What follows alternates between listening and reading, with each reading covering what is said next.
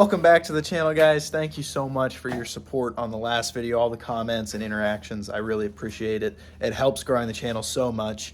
But today we're gonna start working on where I left off. We're gonna fix the gap between the two bodies. Like I said in the last video, I already have it fixed on the other side, and I did that before I really started recording. So we're gonna do it on this side. I'm gonna show you all the steps. You could probably guess what the plan is, but let's get to it. If you're new to the channel or you haven't watched the first couple videos, I've said a couple times that I think this is the biggest problem of the build that I've ran into. And again, I've said it many times, it's kind of a glaring oversight I had. I never really thought that it would be an issue. It never came to my mind. But the cause of the problem is because of how much the body tapers. It's kind of hard to see on camera, but it tapers in a lot. It's a very curvy car, and you don't really notice it until you have something like this. And just the way that it happened, I cut this car at pretty much the narrowest part of that taper. Because you got to picture this part of the car is right about here on another car. So you can see it's really where it starts to taper in and get into the trunk, so it gets pretty narrow. Whereas this bodywork here used to be a door handle, which is right here. And you can see that this is the widest part of the car pretty much, aside from the mirror and I guess the front fender, but whatever. The widest part of this section of the car. So basically, to sum up what happened is I cut the narrowest part of the car and tried to merge it to the widest part of the car. And that's what I get. It's about 2 inches out. It was identical on the other side. When I started welding the cars together, I made sure that they were as close as I could get it. And how I'm going to start off by fixing it is there's a spot weld here. Well, I guess let me back up. In the original ute, I welded the rear door shut. That's what is going on here. So this is part of the door and then the quarter panel. So, you know, right here, I welded this seam. There's a spot weld in here that is where the door latch mechanism in here connects to the actual chassis of the car. I have cut that spot weld all the way down, but of course the door is still attached because it's welded here and reinforced other ways. But this allows me to flex the entire body. So basically what I'm gonna do is cut here along this line, and down here it's actually spot welded, you can see, because I haven't cut this part of the car yet. And what that's gonna do is basically allow this to act as a hinge. So I'll pull it out here, and I'll manipulate this a little bit and suck this in, pull this out, and kind of meet in the middle. And then what I'll do is I'll weld little metal tabs in here. I have some pretty thick gauge sheet metal, 14 gauge, and I'll weld those tabs on the inside here, and then weld them on the inside there, weld the outside, and then that's the base for the body filler. You don't want to just build that out of body filler because that will totally crack every day of the week. So I'm going to reinforce it with metal first and then go body filler over it. And that's exactly what I did on that side. And then once I have that cut out, you can see I kind of have this rough line here. That's going to be the actual rough shape of the fender. So I'm going to follow the body line along the door and then come back and slant down in here. I haven't really perfected the idea of it yet, but once I have these bodies aligned, I can cut this out and start working on the reinforcement in there and stuff like that, the structure back there. I appreciate you guys giving me crap about the welding bottle not being in a cart. Thank you for keeping me honest, but you couldn't really see it on video because it's close-ish colors. It was strapped to the wheel, but I've since added this one for extra safety since so many people were so concerned about it. I promise I'm not trying to send anything into orbit here and playing it safe. Alrighty, I got it all cut out. You can see it hinging now. There's nothing that supports this other than just being welded at the top and the bottom, and you know, this isn't structural or anything, so it will just flap like this. So what I'll do is I'll weld tabs on the back of this and set these even, and then I'll go off of the body lines and match them up the best I can. It doesn't really need to be perfect at this point because I'm going to bodywork everything. And unfortunately, at some point in time in this car's life, it was crashed, maybe multiple times. And there was some less than perfect bodywork done on it. So this body line isn't exactly great. Same with the other one. It's straight for the most part, but it's not as defined as it should be on a normal E38. Fortunately, I have a perfect one over there to base all my ideas and measurements off of. So I know it's going to take some work anyway. So what I'll do is just pull it out, and you can see it lines up pretty all right, but that leaves me a big gap here. So basically what I do is once I have this set into place, I'll literally take a hammer, it's kind of gruesome, and bang this edge down, this top part, and grind it a little bit to smooth it out so it's less of a high point. And then I'll take the back of the hammer and rock it up and flare this edge so it's less I have to fill. And then I'll do the same I'm doing here, weld a bunch of metal tabs through here, grind them all smooth, make them look pretty, and then go over with bodywork. It's a little bit trickier because there's, you know, a nice beautiful radius curve here that follows along the whole car. So it's kind of tricky to not lose that. And to be honest, it's not perfect, but the car is going to be a dark color, so it will kind of hide it. So there's the plan. That's what it looks like. It's kind of a simple thing to fix, but when I first came across this issue, I was pretty concerned. I was thinking about, you know, cutting out another quarter panel and skinning it, but that was going to be kind of difficult, or making just a full over fender out of fiberglass, but that's unnecessarily hard. And then I got this idea and it worked great for the other side, so I'm just going to do it on this side as well. Got a couple of the strips welded in, and you can see it's already starting to take shape. Obviously, it's going to need some body work, and I'm going to have to work it into here because it starts to get narrow and then wide again. So to get the perfect show finish that I really want to get out of this, I'm going to have to do some more work in here, but that's totally fine. But you can see it's, you know, I have it connected in 4 spots, and it's already stiffening up a lot. Of course, this is purely cosmetic. I am not asking any structural strength out of this. It's just to make it look as one solid piece. So what I'm going to work on now is I'll probably grind down this edge a little bit. I already cut it some, but you can see it's a little bit higher than where I'm trying to merge it, which is not ideal. So I'll cut it down some, and then I'll start to pull this edge up and out, and then I'll make the little plates like that. I almost called them gusset plates, whatever you want to call these, and weld in all this, and then I'll weld all of this solid, and then I'll start doing the body work. Of course, I'll scuff all this, or honestly, I'll probably take all this paint down to bare metal and then put the fiberglass reinforced filler on and do it up here, make it nice and solid. Made some more progress on welding in this seam here, but I wanted to show you guys kind of how I'm doing it. First things first, really important, I'm priming the backside of these because once they're welded in, I will have no way to get them. I don't think water would ever get back in there, but I don't really want rust to be a problem on this. So I'm just thinking ahead, priming everything before I weld it in. But what I got here is just a magnet on a stick, and I slide it down in there, and it's just strong enough to hold it. And then I can't really show you just because this requires more hands than I have. But I just weld it to that other piece of metal there, and then imagine it's welded. What I do is just take my precision body tool right here, and I just pry this lower part down and the upper part out and weld it in. And it gives me a pretty good seam so far, and you can see it looks pretty good. You know, imagine once there's body work on all of that. But for the most part, so far so good. I'm gonna finish welding this whole seam. I don't put any filler in here, I just weld it. I'm using 035 wire, so it's pretty easy to fill gaps like this, no problem. But I'll grind all this down and grind all these down and then body work it all out, and it looks great. Got the bodies all connected and the welds all ground down, looking good. I'm not really sure how I did it, and I'm kind of upset about it. I biffed the body line a little bit. Right here, I did have to remake the body line when I closed up the door handle because it wasn't there. So there is some slop in that, and I'm not sure if the metal just warped or really what happened, but I'm a little bit off on the body line, and I don't know how I missed it. I didn't check it sooner, but it's kind of okay because this was in an accident, so I don't expect the body line to be perfect. So it's just going to make more work for me in the end, which sucks, but it's not the end of the world. I'll just have to build up the body line a little bit lower and kind of taper it in, and it will look fine in the end.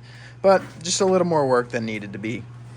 Now that I got the bodies welded together though, I'm gonna mix up some fiberglass reinforced filler and just slop it in here and go nuts.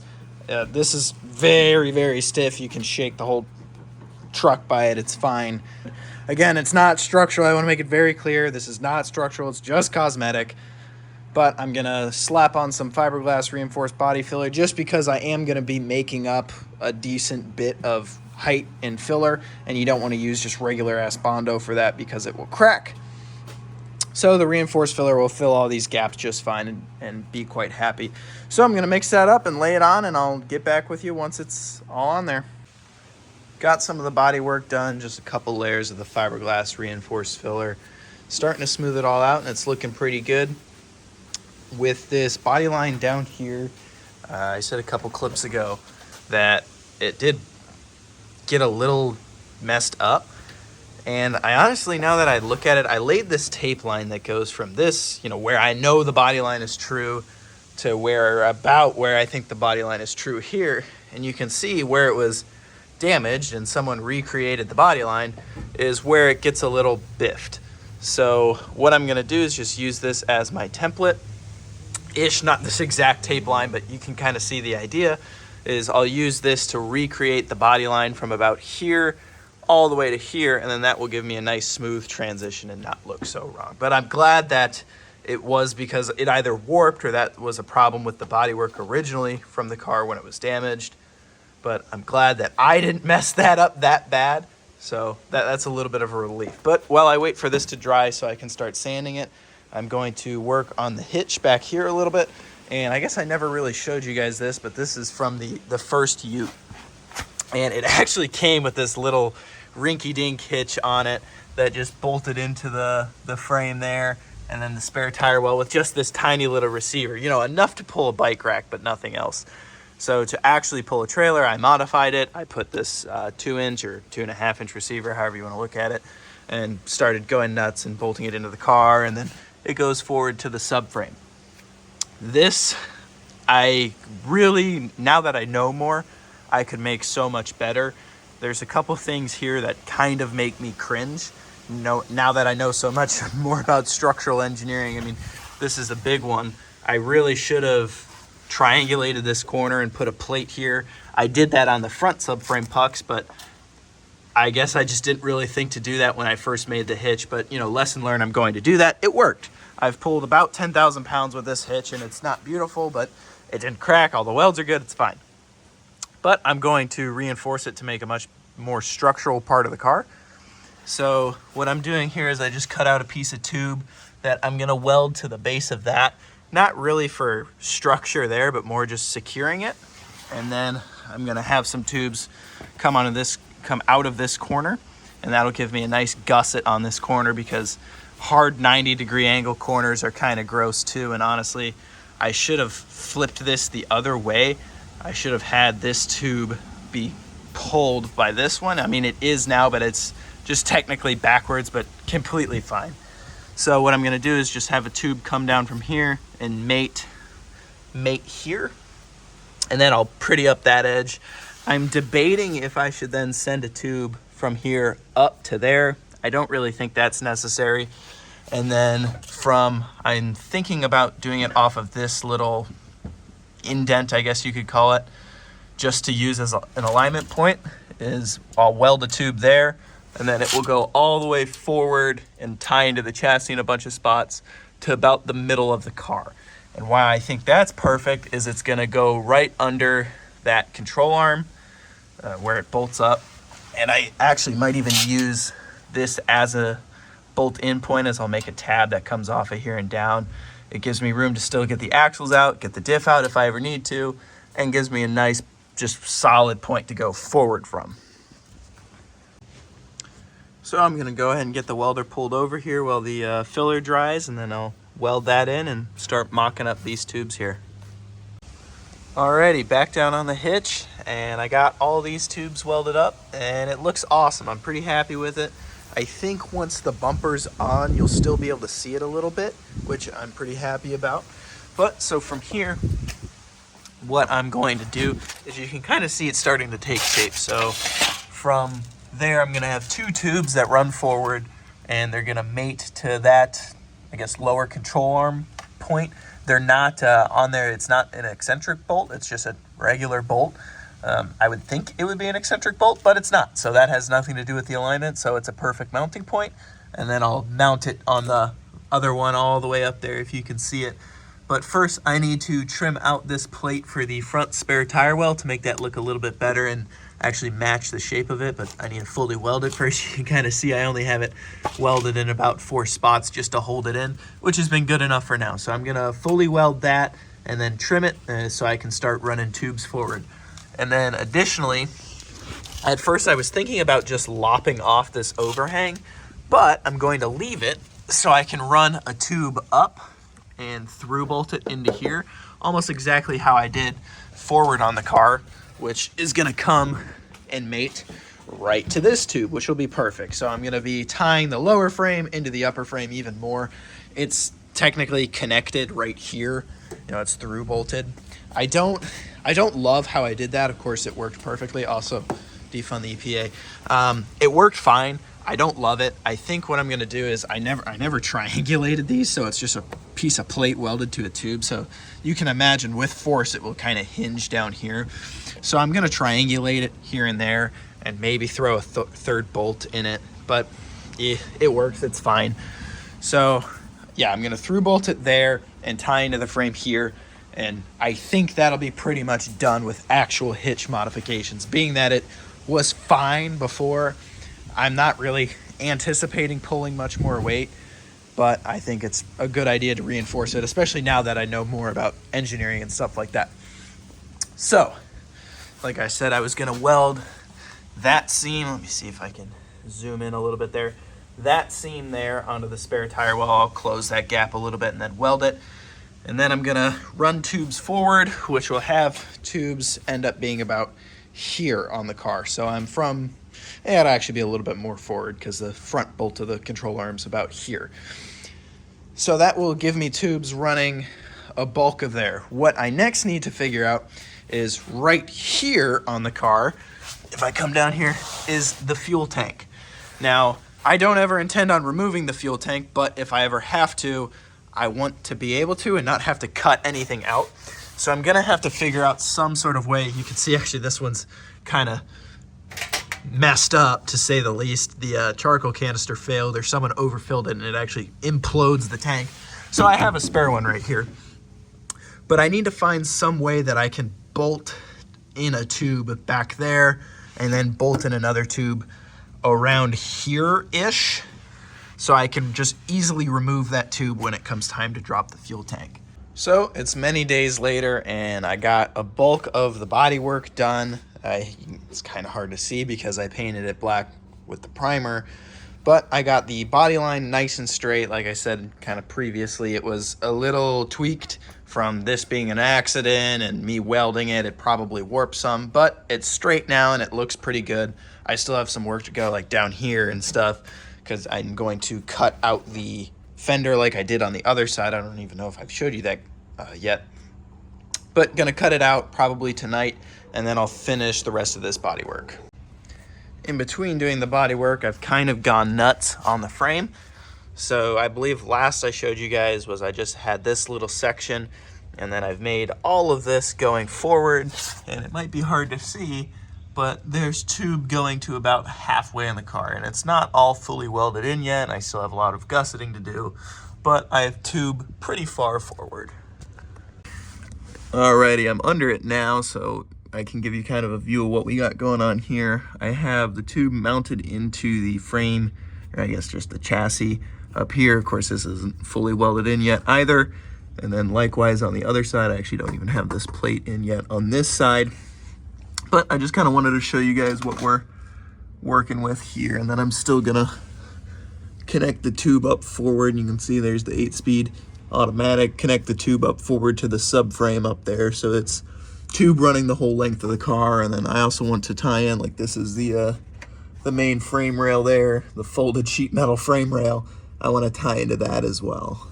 You can see also I am covering the fuel tank with the tube, So if I ever need to replace the fuel tank, I'm kind of screwed. I'll have to cut it out. I really wanted to have it bolt in and out, but there just wasn't a good way to do it. I did preventatively replace the fuel tank because the old one was kind of damaged and hit and banged up because it was on a lowered car. This car, this silver 750, was lowered. Someone cut the springs. It was horrible. But the fuel tank was pretty bashed in, so I replaced it with the old one from the Ute, the original Ute. And what I'm going to do is make some protector bars. So you can see here, this is obviously the lowest point of the car. So whenever I hit rocks or something, it will hit this, not the fuel tank. But I'm going to have bars that come out from the back and here, and then go down and connect to each other. And then I'll put just a little plate of metal there, so it won't, I won't ever risk puncturing the fuel tank or anything like that, because it's kind of a silly design how BMW chose to do this. It's fine for, I guess, just a passenger road going car, but for any truck, or what I'm trying to make here, it's not great. So I gotta make it do what I want it to do. So I'm gonna have to protect it and do that on both sides, but for the most part, it's looking pretty good. I am gonna have a bar that goes across and links the two tubes here. And then, like I said, we're gonna go as far forward as I can with these tubes here. I think this is where I'm gonna call it for this video. Very happy with what we got done. Like I said, tube going from the rear of the car to about here. I wanna go all the way forward, but for now, I'm gonna stop doing the framework just because I'm kind of tired of using my welder and getting metal everywhere and my angle grinder and crap. Kind of miserable to do for more than a week straight. So stopping that, it's perfect. I could honestly leave it as is, but like I said, tube all the way forward will be very strong. And then I think for the most part, the bed inside here is done. All that I really have left to do is just gusset plates wherever I want. And then, excuse my bucket of oil here, that's just gonna spill. And then make the gooseneck. I'm not going to immediately use the gooseneck because I still have to modify my trailer or build a new trailer to be a gooseneck. So that's kind of a back burner, low priority thing, but it is coming. This will have a gooseneck, I promise. But I just have to run tubes here and make a square, and that's a day work. No big deal there. What I'm really excited to start working on now is I've kind of banished it to the floor of the car, and this is your kind of first view of the interior. It's a little chaotic. Is my ECU came. I'm using a Max ECU Pro Premium kit. It's way overkill for what I have, but I'll be able to run all 12 cylinders sequentially and as fancy as I want. Stay tuned. The next couple, I think probably the next episode, I'll be just finishing off the bodywork, and then the following episode, I might start doing ECU stuff. I don't really know how I want to break it up, just because I'm not finishing that, then starting that. I'm doing a little here, then a little there. But I think I'll finish the bodywork in the next episode, get the fender all cut out, make it look nice how I want. And then we'll move on to the ECU stuff and building the engine. And I'll be sure to show you guys that. There's not many videos about people actually building these motors, the V12s. So I'll post probably like a full length disassembly, reassembly, how I build them video. I think that'd be pretty cool. Probably won't get too many views because it'll be like an hour-long video of me taking apart an engine, whoop-de-whoop. But I'll try to make it interesting and funny. So that's where we're at for now. Stick along. I really appreciate all the support and love you guys are giving me, all your comments. I think the idea is starting to become pretty obvious what's going on here. I love it. I can't wait to drive it. I think it's going to be a couple weeks no matter what, but we're getting there.